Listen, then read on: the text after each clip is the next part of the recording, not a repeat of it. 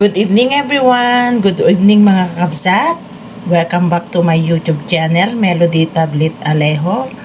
Tonight's video, tayo po ay magluto ng ganitong isda. Lagyan natin ng gulay na ganyan, cauliflower, meron din lettuce. Kasi gusto natin mag-ulam ngayong gabi ng ganyan lang, tapos wala na tayong rice. No rice po tayo ngayon. So, ganyan lang. Yan, ang ating diet kasi nirarayuman na kaya magsinigang lang po tayo ng isang pirasong isda po iyan. Ni-slice natin ng dalawa. Kasi tayo lang naman mag-isa ang kakain.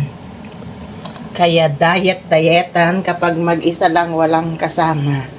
O, di po ba? Kaya samahan nyo na ako. Tara na, magluto na tayo. Mag-isa lang syempre, kaya dito sa loob. Yan. Luto na tayo.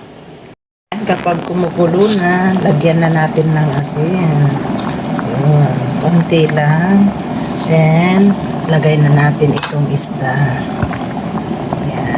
Ganyan lang kasimple ang pagluluto ng isda na sinabawang or sinigang sana, kaya lang wala akong pampaasim.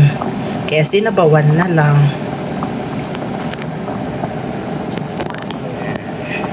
Then takpan lang natin. Lutuin natin ito ng more than 10 minutes kasi naka-freezer pa yan mga kapatid, mga kakapsat.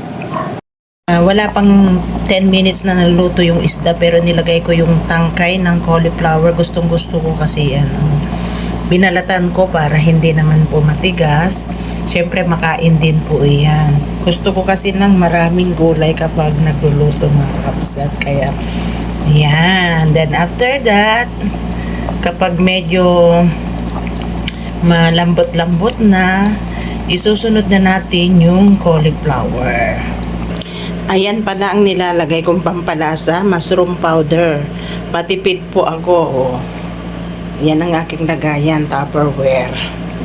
So, kung gusto nyo po, try nyo po ang mushroom powder. Hindi ako nagbebetchin pero gumagamit ako nitong mushroom powder. Konti lang. Ayan, nilagay na natin yung cauliflower kasi lumambot na yung kanyang tangkay. Ganyan lang ako magluto. Ayan, kumukulo-kulo na. Malapit nang maluto. Ilagay naman natin yung pinakahuli, yung lettuce. O, ayan, nalagay na natin ang lettuce. Siksik na siksik ang ating cute na lutuan. Ang magic nating lutuan. Sarap.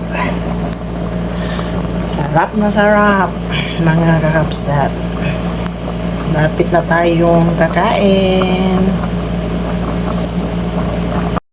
Luto na ang lettuce. Huwag masyadong lutuin para masarap. Kaya kain na po tayo mga kakapsat.